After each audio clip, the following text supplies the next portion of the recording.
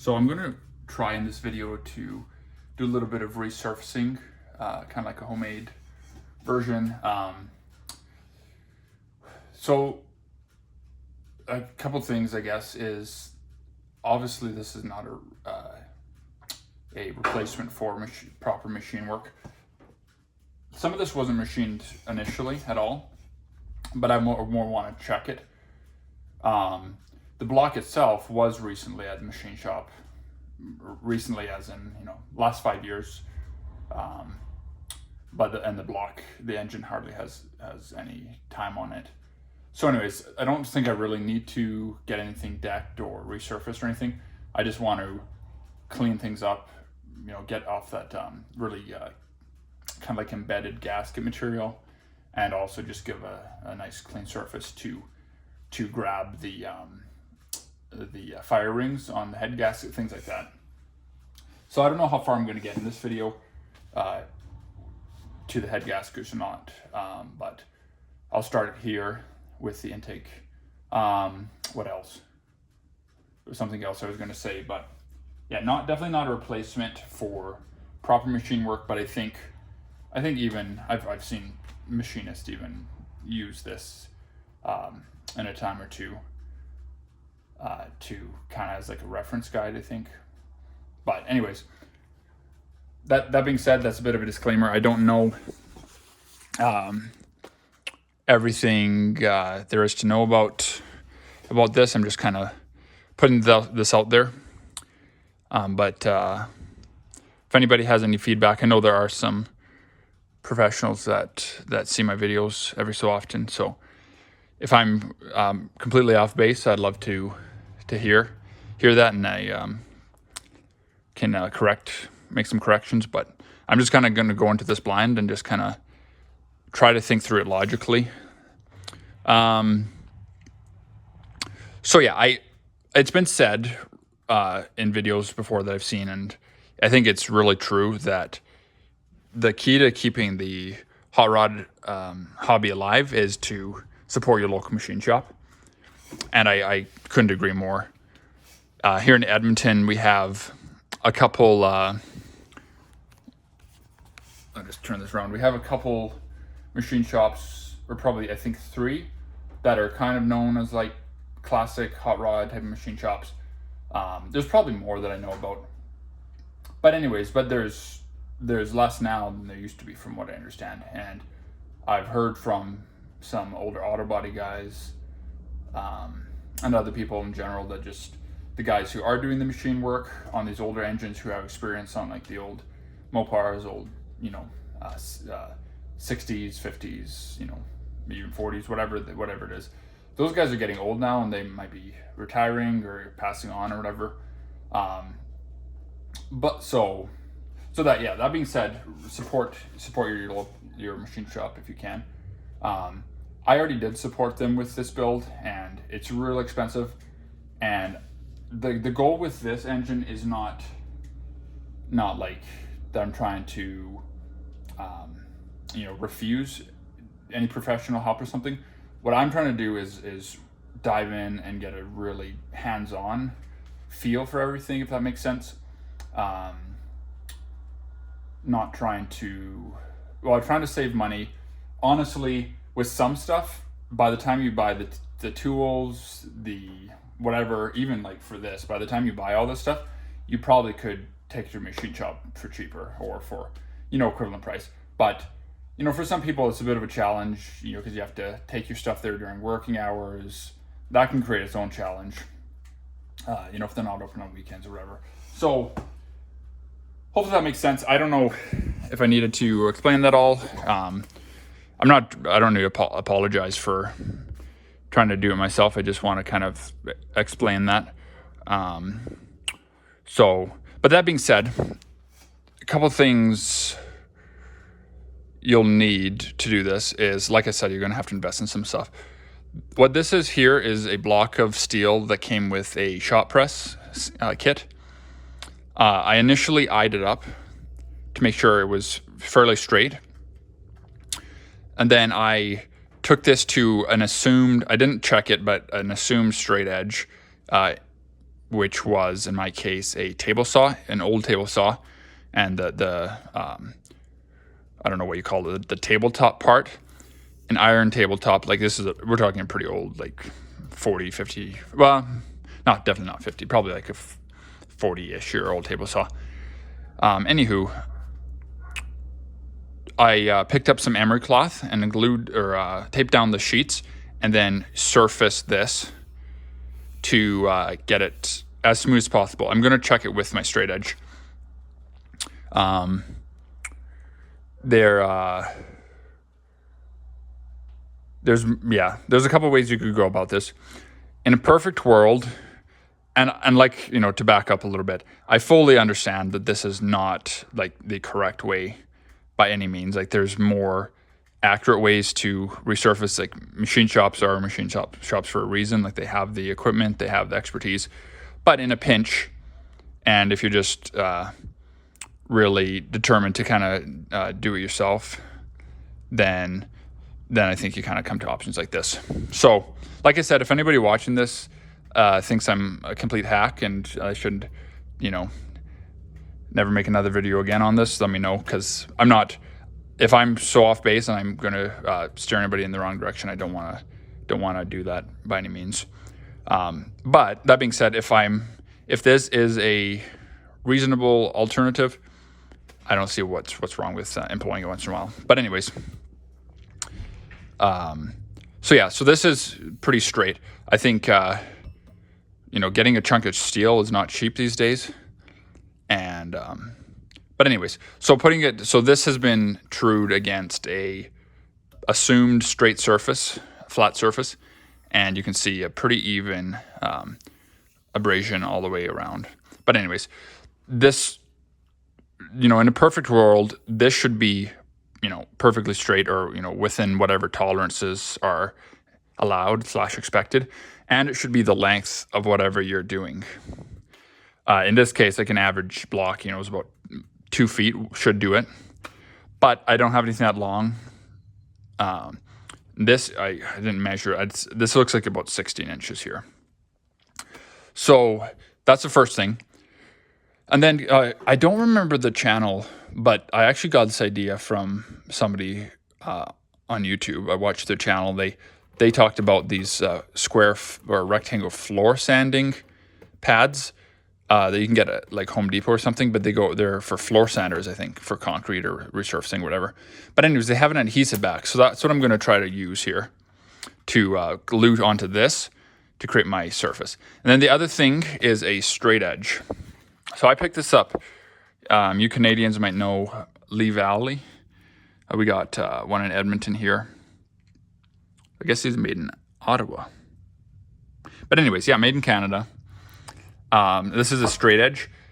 I don't know if this is technically machinist straight edge or just like there are woodworking stores mostly, but on the specifications, it's 24 inches, and they also sell these in I think like a 32 or something like that, and maybe a smaller size. This one was $80, I think, which for a Canadian-made precision tool, to me that's a steal of a deal.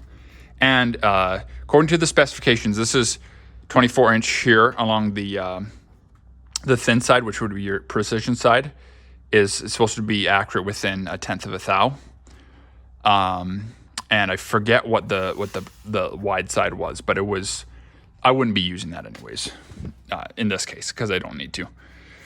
So anyways, wanted to throw that out there. It comes wrapped really nice presentation, and I'm in Canada, so I love supporting a Canadian-made company if I can. So I was happy to find out these were made in Canada. So anyways, I'm going to get this ready to go and show you guys what it looks like. All right, so got my fuel gauge here. I can't find the 1 thou on here. I don't know if it is missing it or didn't come with it or whatever. But this is a 2 thou, 2000s here.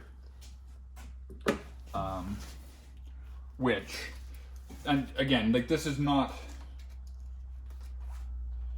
I'm sure if you're really determined, you could resurface something that was pretty bad if you had enough patience, but this is not, if it's like, the cylinder head turns out to be like, 4 or 6 thousandths off, I'm not gonna sit there sanding for hours on end. I'm gonna take it to a machine shop. But this is a way to kind of check things. And I know what I was gonna say is, as far as like using sandpaper, to me, cutting is cutting.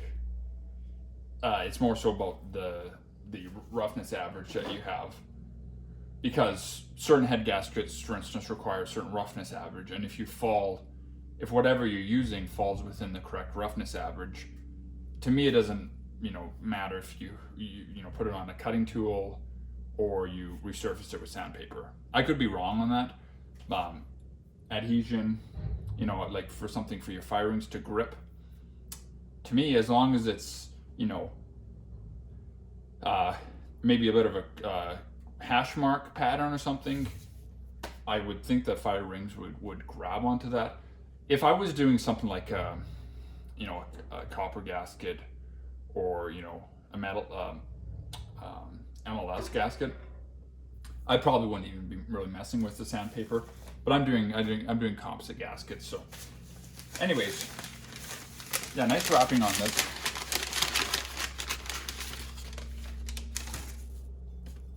Pretty slick, made in Canada. But anyways, yeah, this is supposed to be, if I remember correctly, it's supposed to be accurate within 1/10 of a thou. So what I'm going to do here is just check my tool. There's lots of ways to do this. I could turn the lights off and try to shine light through, but I can already see I am like bang on. I'm going to check. I feel like there's a spot or two where I could probably fit like 1/2 of a thou under. I don't even think a thou would fit under. Right in the center there. So it seems like there's maybe a little bit of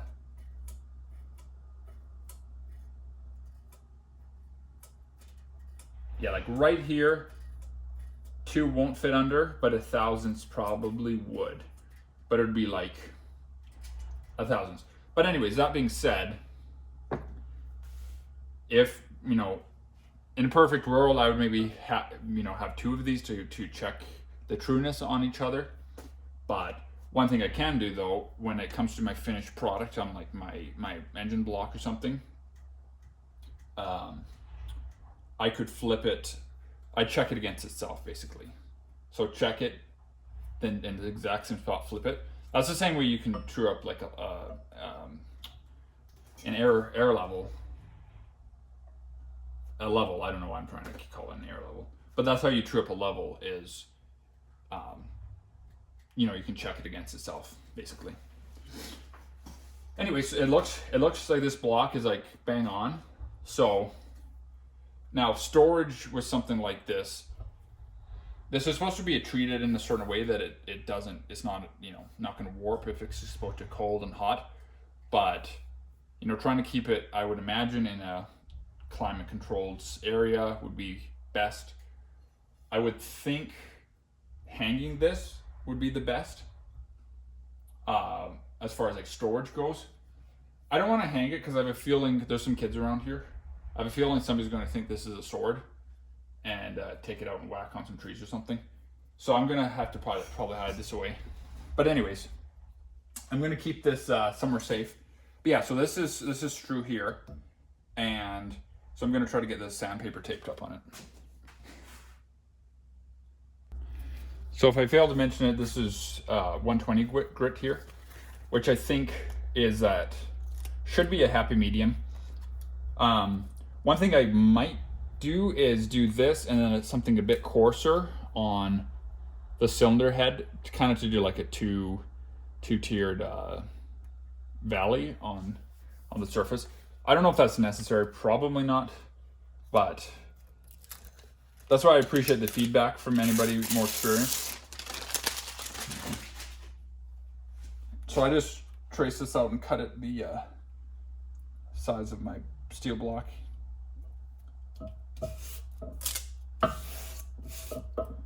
It is still really cold. It was sitting in the car for a while. It's pretty cold outside. Anyways, the first attempt is to just make sure this is true, because when I dug out all the holes and stuff for modifying this, I nicked in a few spots. So I should get this propped up here so it doesn't rock back and forth.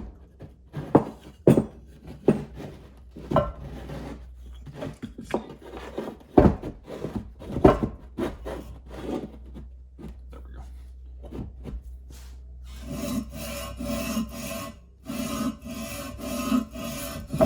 So I said earlier, like ideally you want to cover the entire surface you're machining, resurfacing, because this needs to be longer than what you're working on, so you can completely true it up in a perfect world.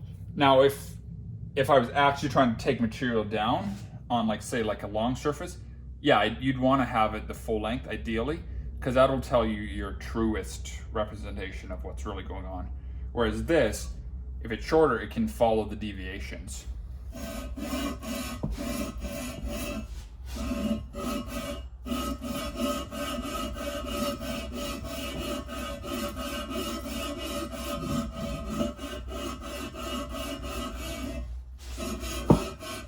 I'm kind of going diagonally.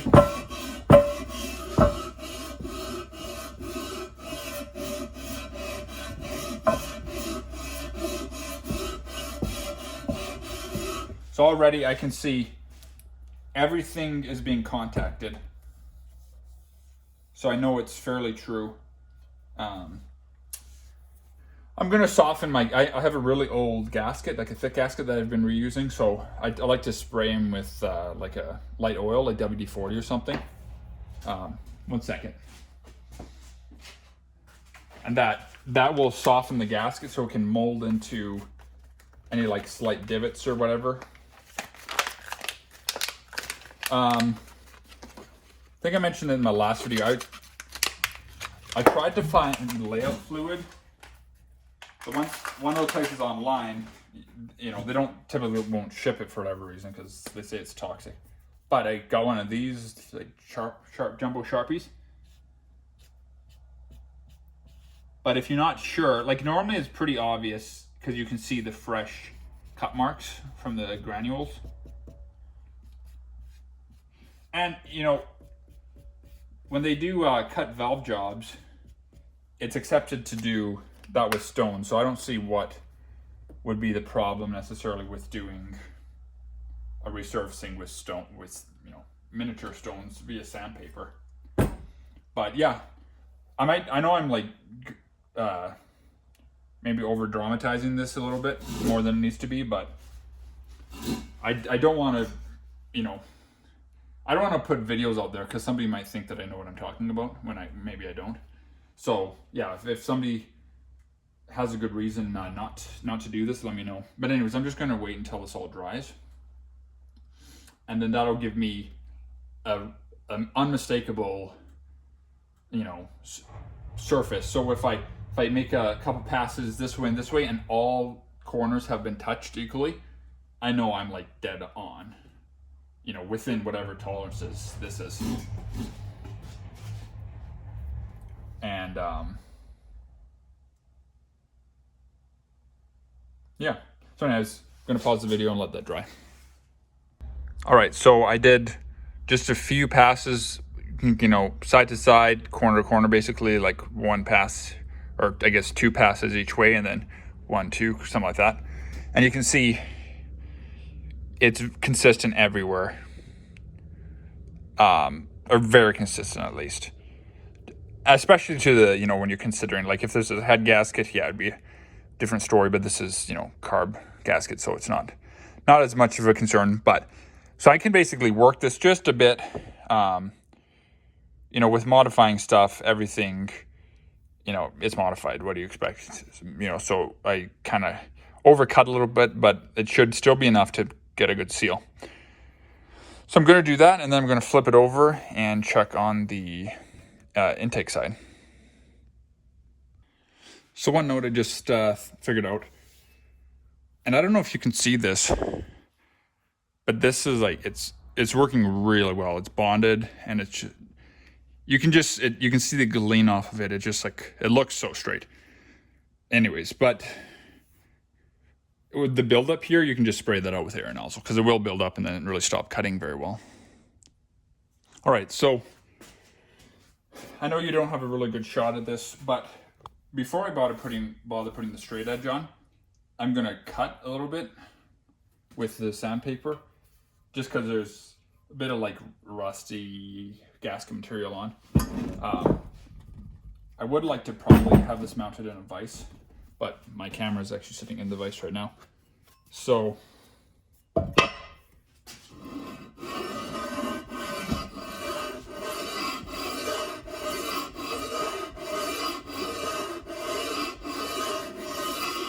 you obviously don't want to dwell in one spot for too long.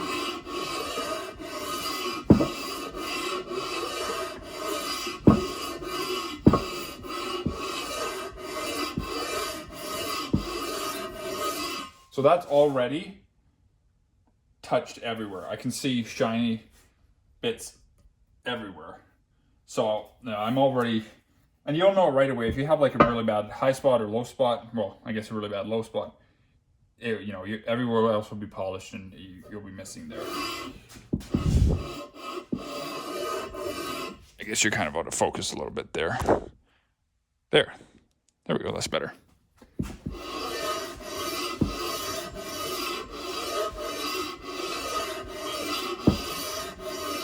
So I'm just supporting the block and just letting the block like do the work. I'm doing a lot of parentheses fingers today for some reason, but just kind of let the block. And yeah, ideally on the flanger is a bit of a different story, but ideally if you can use all, the length of it. So I wouldn't, don't ride like this.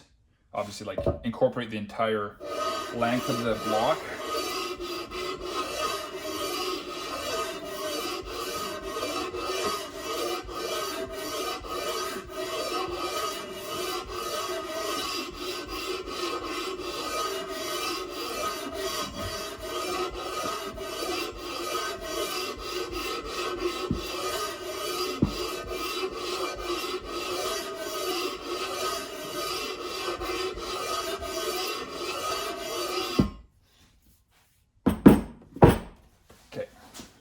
I'll show you guys what this looks like here. If I can get my phone out. So you should be able to see this all, but right away I'm seeing like this is a low spot, which doesn't really matter, because it's not sealing anything here. You can see this spot here has not been touched, so that's presumably a pretty low spot there. And I don't think it's important to get every bit out, but at least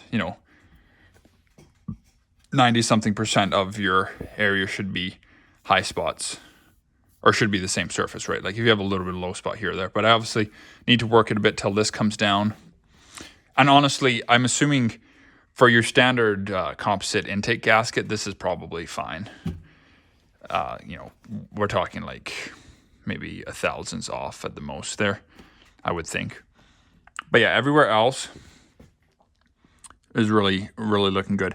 But this is just handy because now I know that I have a clean metal surface to go against the gasket. I don't have any of the, you can see here just like that leftover blue residue from the gasket, And yeah, you could hit this with the wire wheel, but a wire wheel is going to pit areas if you stay anywhere too long, right?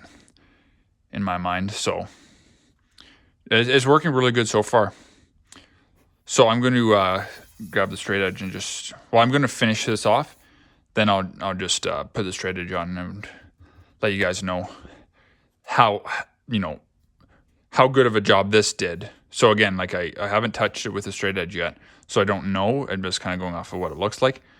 So want to see what that's like. Okay.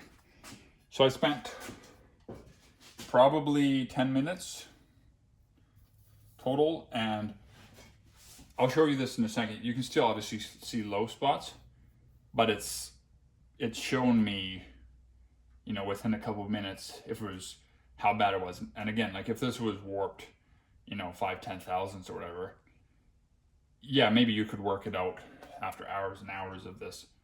But at that point, I'd, you know, take it to the machine shop. But in my case, it's done exactly what it needed to do. You know, little ingenuity, I guess. Like I had a lot of these things already. I didn't have the straight edge, had the block of steel stuff. So, you know, I might, a little bit easier in my case. To my knowledge, when we rebuilt this, I know I painted this and cleaned it up and stuff, but I don't think I touched the surface. So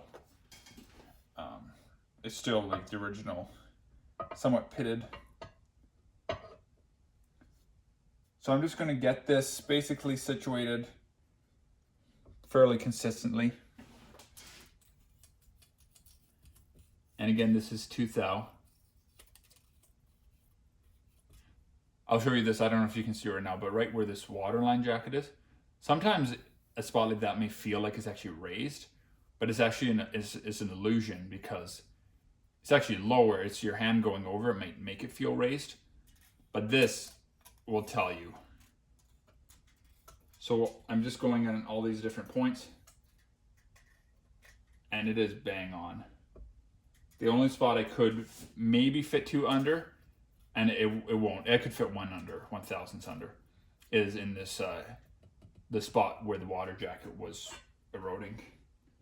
And I can try this in like 3 spots, top, bottom, middle.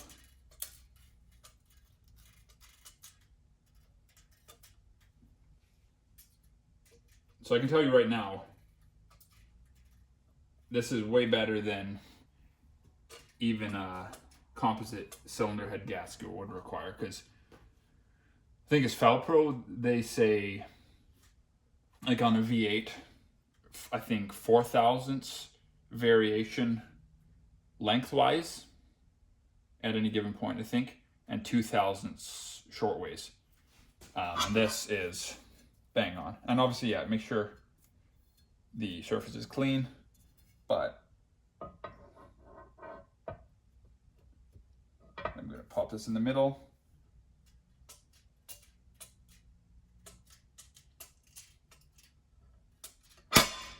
Don't do that.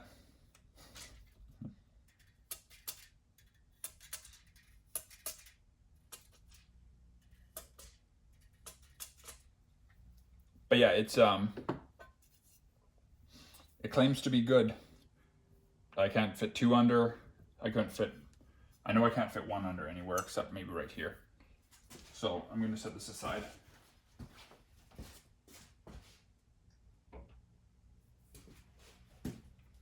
And just take my camera out and show you guys here. So I don't think I'm going to get into the cylinder heads and the deck resurfacing in this video, because it would get pretty long, and I've kind of already covered everything that needs to be.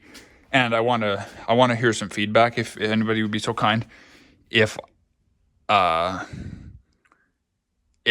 there's a certain grit or something that I should be using for the composite gaskets. But I think 120 should completely fall within the range of roughness average for a composite gasket. But anyways, you can see here, there's a few low spots here and there. This one, after, if you remember what it looked like before, and after working on, you know, there. And again, I didn't hyper focus on one spot. You know, I'd give focus there a little bit and then work the whole thing, you know, and kind of just try to keep it all even keel. But yeah, you can see the spots where the water jacket was eroding. That's not, like, nothing needs to be sealed here. Here is air, and I know that this will seal in the gasket. This is not being used. That would have been exhaust. I'm not using that. The main one I'm concerned about would be this, which is fine. And I'm going to be RTVing those as far as I know. So I'm happy with that. So I'm going to do the other side, and I don't know how much it would cost to go to like a metal shop and get a chunk of steel. Or if you want to go all out, you could, get a chunk actually machined. And part of this, is it's not like this is easier. If you have the money and you have the time, yeah, I just say take it to a shop. But in this case, I guess more than anything, this shows you what you're working with. And, why would you take it to a machine shop if you knew it was fine? So I think I'm going to wrap this up with this one. I think it turned out really good. Really happy with that straight edge, and hopefully this was helpful / entertaining and whatnot. So yeah. Anyways, thanks for watching, and I will see you in the next one.